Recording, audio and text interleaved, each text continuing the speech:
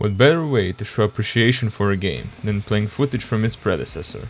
This is by no means an in-depth review, as I refunded the game for the time being and have exactly zero footage. In short, I didn't really get to play it much, but here are my thoughts anyways. Does it have potential?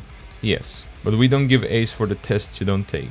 The potential doesn't mean much if you don't do anything with it, and unfortunately, the game at the state that it's currently in is a waste of your time. That is, if you can even run this thing, because it's incredibly unoptimized and it just confuses me. It runs fine when you play solo, even with a below recommended specs rig, but as soon as you go online, it kills 70% of your frames. For me, it didn't even run that badly, but there were stutters every few seconds to the point where I died multiple times because the frames would freeze for more than a second.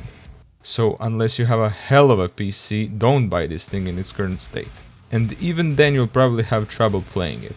The fact that the game self-destructs in online probably has something to do with the easy anti-cheat system, but that's more of a guess than a fact. As for the changes added from Killing Floor 2, are they any good?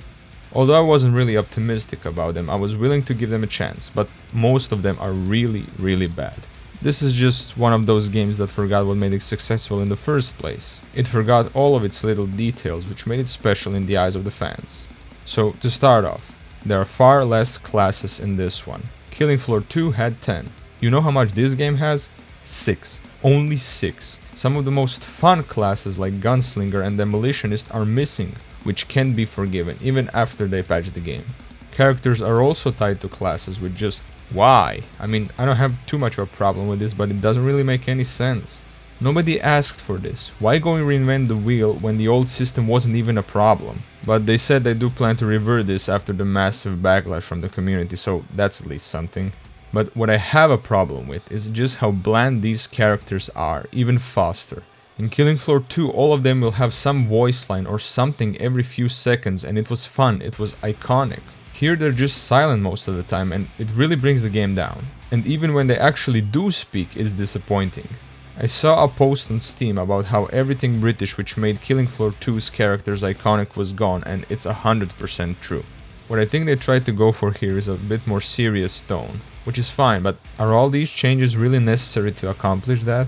I'm not saying that the game has to be a copy of Killing Floor 2, but some of the changes don't really make any sense. I'm sure they could have made a more serious game without effectively sacrificing the soul of its predecessor. Another big thing I have to complain about is how difficult it is done in this game, and I didn't know you could fuck this up this much. So in Killing Floor 2, you level up your classes, and with each 5th level you unlock a perk for that class, which makes that class substantially stronger. But skill still played a big factor in winning. Here, they chose a crafting mechanic where you would upgrade your weapons and equipment bit by bit. And you might think, oh, that's not so bad, why does it matter? Well, if you're a new player and you try to play on harder difficulty, you're just going to get stomped, because you'll get flesh pounds on the first wave and there is nothing you can do about it. Killing Floor 2 would only recommend you a level that your class needs to be for a certain difficulty. You could still play and win on that difficulty if you were skilled enough. Why is this a problem? Well, it makes grinding those materials a necessary part of the game if you want to progress. Not to mention that there's no tutorial for any of the crafting. They made an obligatory tutorial which you can't skip, but that tutorial didn't include crafting, which is probably the biggest new mechanic, so yeah, great job. And even if I'm a bit wrong and it's not only the crafting, then it's just something else like perks or whatever on top of crafting. The main point is that the role of skill has been so minimized, and the role of other things like crafting and perks and whatnot has been so increased. I'm sorry, but that is artificial difficulty, the textbook definition. Because it's not like the game challenges you or makes you get better. I didn't feel responsible at all when I died on hard mode, because I literally couldn't do anything. No amount of headshots could take down that horde. Even if I wasted all of my grenades and used everything, I still would have died, because skill wasn't even a factor. The factor that I was missing was grinding the game for God knows how many hours, so I could even get a shot at beating it on hard mode, and that's not even the highest difficulty. So yeah, that is my biggest gripe with this game, and the reason why I maybe won't even be returning to it once all the optimization problems are fixed. But I'm not finished with the downsizing choices the devs made. There are less maps, less bosses, less guns per class, and as I already mentioned, less classes. They did add additional enemy classes, but why downsize everything else? apparently only to add better graphics, but Killing Floor was never about that. It's a gameplay first game, so why cut the gameplay freedom in half for the sake of graphics? They also added a hub area for whatever reason. I don't hate it, but it's unnecessary. Not to mention that you have to run from terminal to terminal just to change menus, so yeah, great design. Some other changes are the healing items, which are now consumables, and people are very conflicted on this, although I personally don't mind too much. The welder for welding doors is also gone, or changed into the multi-tool from what I understand. But welding doors is history, and I'm not sure what functionalities the multi-tool has. Like I said, I didn't really have the time to experiment with the game that much. And there are many other things I could mention, but it would just take too much of your time. All you need to know is that what should be basic features aren't here, on launch mind you. This is really an early access game in the state that it's currently in. But hey, at least the game has a functioning battle pass, am I right?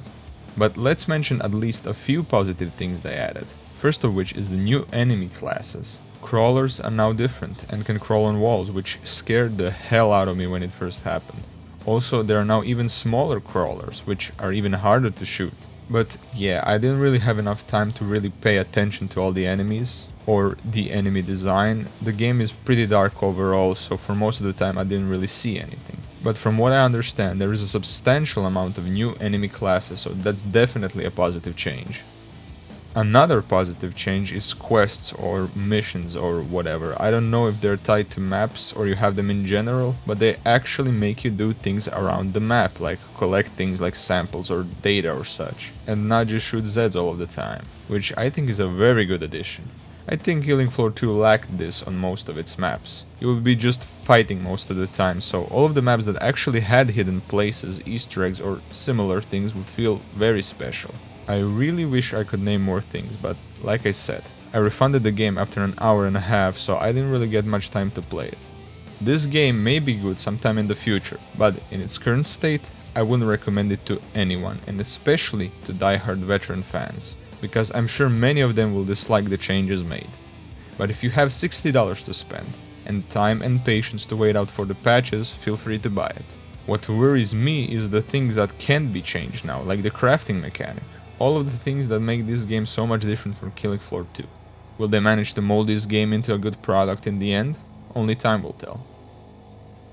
Just a little side note before we wrap up. For all those interested in the new Metal Gear Solid game, know that I'll be reviewing it after it releases, so if you're interested, stick around on the channel.